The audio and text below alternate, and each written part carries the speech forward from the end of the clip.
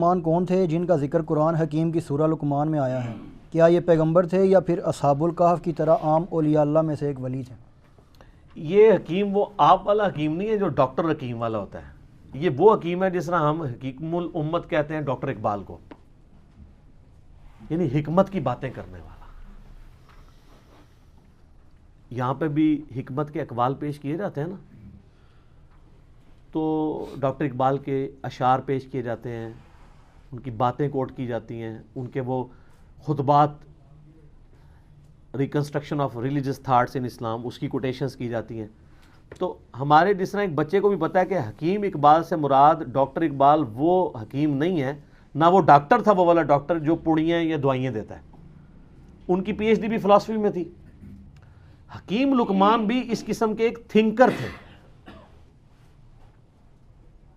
Basically یہ Sudan کے رہنے والے تھے، حبشی نسل غلام تھے.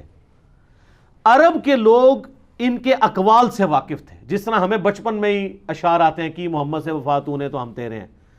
ہمارے چھوٹے بچوں کو یہ شعر آتے ہیں اسکول میں سن لیے، لب پہ آتی ہے دعا بن کے تمنا میری.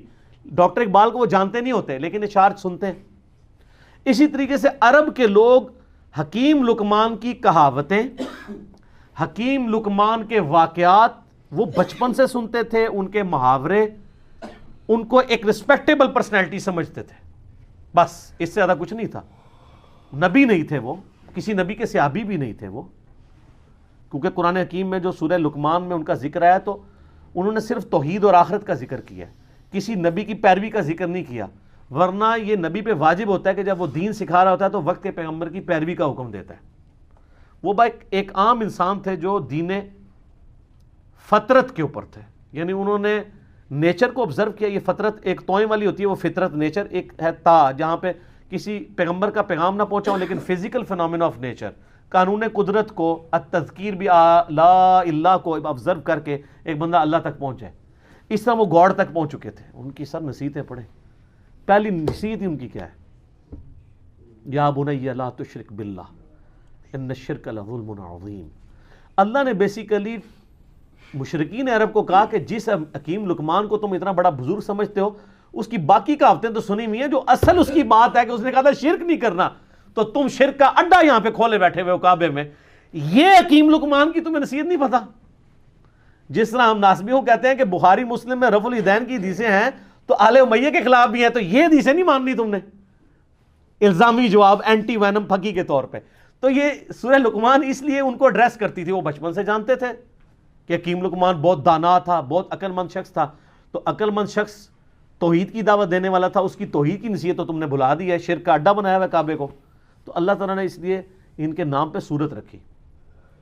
حبشی النسل تھے، موٹے ہونٹ. حبشی کس طرح کا ہوگا؟ یہ تو آپ کا کرائٹیریا ہے نا، خوبصورت شکل ہو، ناک باریک ہو، ہونٹ پتلے ہوں. اللہ کے نزدیک تو مسلم شریف کی حدیث ہے، اللہ تمہاری شکلوں اور مال کو نہیں دیکھتا، دلوں اور اعمال کو دیکھتا ہے. تو شکلوں کو کیوں دیکھے؟ شکل بنائی کس نے؟ اللہ نے. تو اس نے شکل کو کیوں دیکھنا ہے؟ اعمال کا اختیار آپ کو دیا، اس لیے آپ کے اعمال کو دیکھتا ہے.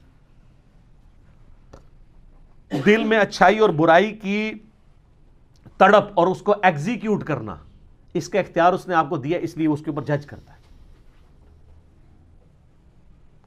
تو حکیم لقمان کے بارے میں آپ کو اسلام کی جو پہلی تفسیر ہے نا ابن جریر کی، امام طبری جنہیں کہتے ہیں، المتوفا 310 ہجری، انہوں نے تفسیر ابن جریر لکھی ہے. ابن کثیر نے المتوفا 774 ہجری، انہی سے اکثر چیزیں کاپی کی ہیں.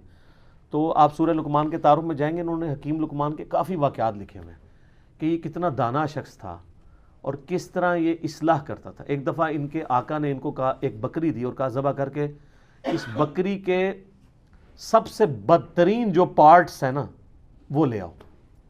تو انہوں نے بکری ذبح کی، زبان اور دل اٹھا کے لے آئے. اب پھر ایک بکری اور مالک نے دی اور کہا اس کے سب سے بہترین پارٹس لے کے آؤ.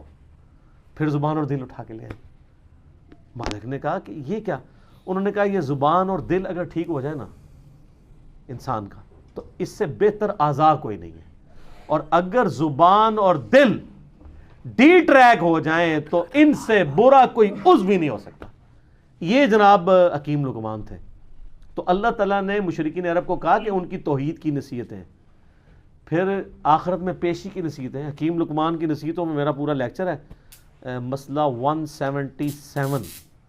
آپ جا کے دیکھیں تو آپ کو پتہ چلے گا جی حکیم لقمان نے کیا کیا نصیحتیں. سورہ لقمان میں 8 نصیحتیں تھیں ان کی، 2 اللہ نے مزید ایڈ کر کے تلک عشرۃ کاملہ، اور وہ 2 نصیحتیں ماں باپ کے ساتھ اس نے سلوک کی ایڈ کی، جو حکیم لقمان نے شاید عاجزی کی وجہ سے اپنے بچے کو نہیں کی، شاید موت کا وقت تھا تو اب وہ اس کو سکپ کر گئی یا اور لوگ ان سے ہوگی تو اللہ تعالیٰ نے اسے پرفیکٹ کیا. ان نصیحتوں سے کئی آئیڈیا نہیں ہوتا کہ انہوں نے وقت کے پیغمبر کی پیروی کا کہا ہو. اس سے لگتا ہے کہ وہ ایک ایسے شخص تھے جنہوں نے فزیکل فنامنا آف نیچر کو آبزرو کر کے خدا تک پہنچ چکے ہوئے تھے کہ اس کائنات کا ایک کریٹر ہے اور Allah is the only explanation of all the physical phenomena in this world. وہ اتنی رقت انگیز ان کے الفاظ ہیں، اے بیٹے اللہ کے ساتھ شرک نہ کرنا، بے شک شرک سب سے بڑا گناہ ہے، سب سے بڑا ظلم ہے، اور اگر تم پہاڑ کی چٹانوں میں یا آسمانوں میں بھی کوئی گناہ کرو گے تو قیامت دن اللہ تعالیٰ تمہارے سامنے لے آئے گا. اچھا آسمانوں میں کس نے گناہ کرنا تھا؟ اس زمانے میں تو اڑتا تو کوئی بھی نہیں تھا، لیکن آج آپ کی ساری اسمگلنگ پاکستانی ایئر ہوسٹس جو کر رہی تھی اور جو کچھ باقی معاملات ہوتے ہیں وہ آسمانوں میں گناہ ہو رہے ہوتے ہیں. تو وہ یہ نہ سمجھیے گا انہوں نے زمین پہ گناہ نہیں کیا، آسمانوں میں، قرآن میں لکھا ہے آسمان میں بھی کوئی گناہ کرو گے اللہ تعالیٰ لے آئے گا قیامت والے دن.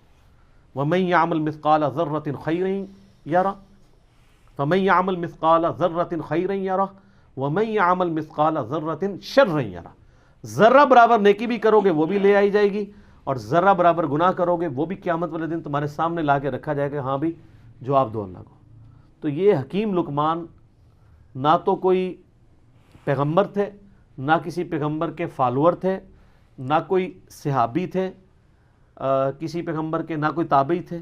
ایک سلیم الفطرت انسان تھے جو خدا تک پہنچ چکے ہوئے تھے، اور ایسا شخص اہل فطرت کہلاتا ہے. یعنی فطرت ایسا شخص جس تک یہ تا کے ساتھ ہوتا ہے، جس تک وقت کے پیغمبر کی دعوت یا کسی پیغمبر کی دعوت نہ پہنچی ہو، ایسے شخص کے لیے صرف ایک اللہ کو ماننا اور آخرت کا یقین کر لینا کافی ہے. چاہے نبی کی دعوت نہ بھی پہنچی ہو، اس کے لیے بس یہ اتنا اجمالی عقیدہ رکھنا کافی ہے. البتہ جب وقت کا پیغمبر آ جائے پھر اس کو ڈینائی کرے گا تو وہ کافر ہوگا، لیکن ایسے لوگ عموماً ڈینائی نہیں کرتے. اس کی آپ کو نمائندہ مثال بتاتے ہیں. سیدنا زید بن عمر بن نفیل، آپ کو پتہ ہے نا ان کے بارے میں؟ صحیح بخاری میں آتا ہے. ان کا ایک بیٹا ہے سعید ابن زید. سعید ابن زید کو جانتے ہیں؟ اشرا مبشرہ والی حدیث والا، مغیرہ ابن شعبہ اور حضرت معاویہ کے ساتھ جھگڑا کرنے والا، اور مولا علی کی شان میں 10 صحابہ کے جنتی ہونے والی حدیث سنانے والا، حضرت عمر کا بہنوئی سعید ابن زید، شروع کے مسلمانوں میں سے. ان کا باپ تھا زید بن عمر بن نفیل. اس کے اوپر بخاری میں چیپٹر ہے. یہ اہل فطرت میں سے تھے. نبی علیہ السلام فرماتے ہیں کہ مجھے صحیح طرح یاد ہے، میں جوانی میں تھا، اس وقت اللہ نے مجھے مبعوث نہیں کیا تھا. ایک جگہ میں دعوت پہ گیا تو وہاں پہ لا کر دسترخوان کے اوپر کھانا رکھا گیا، اور نبی اسلام کی اس وقت عمر 25 سال تھی. تو آپ کہتے ہیں کہ میں نے زید بن عمر بن نفیل کو دیکھا کہ وہ اس دسترخوان سے اٹھ گیا اور اس نے کہا کہ میں بتوں کے نام کا ذبیحہ نہیں کھاؤں گا. ہائے ہائے ہائے ہائے.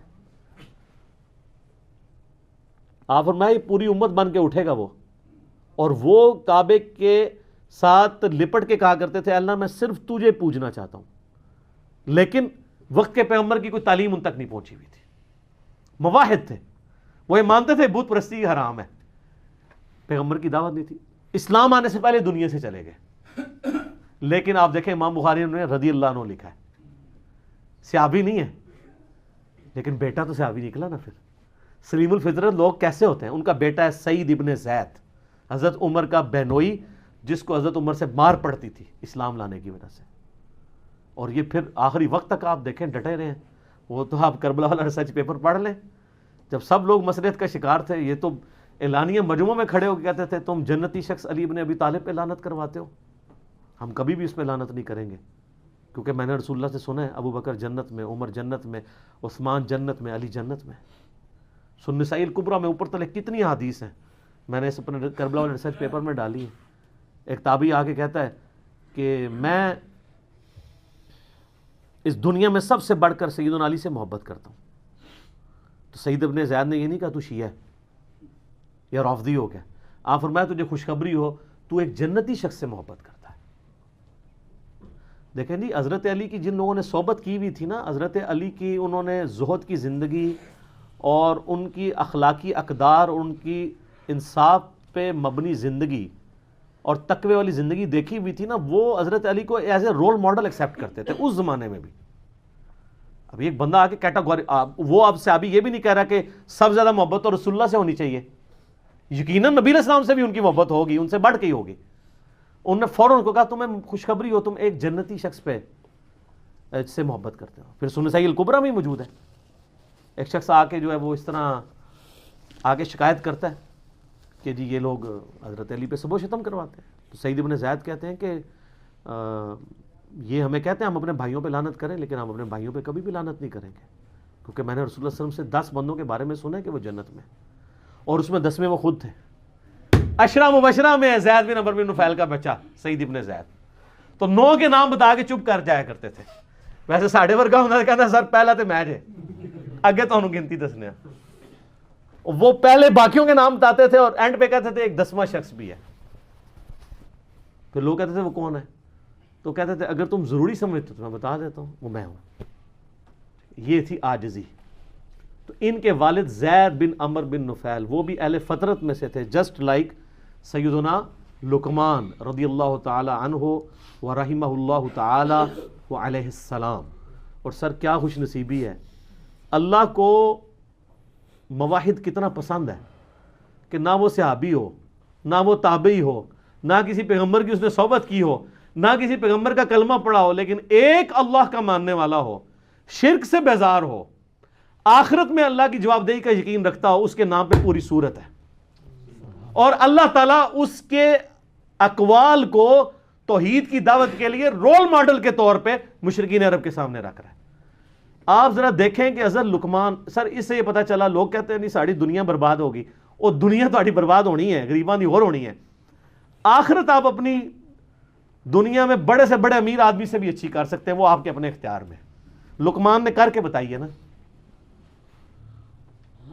نہ نبی ہے نہ کوئی صحابی ہیں. اگر نبی ہوتے تو کہتے میری پیروی کرنا، نبی تو کہہ کے جاتا ہے. نبی علیہ السلام نے ہمیشہ اپنی پیروی کا حکم نہیں دیا. تو اگر آپ نبی بھی نہیں، صحابی بھی نہیں، تابعی بھی نہیں، ایک عام اہل فطرت میں صرف اللہ کو ماننے والے ہیں، تو اللہ کو اتنے پیارے ہیں کہ آپ کے نام پہ سورت آ جائے گی.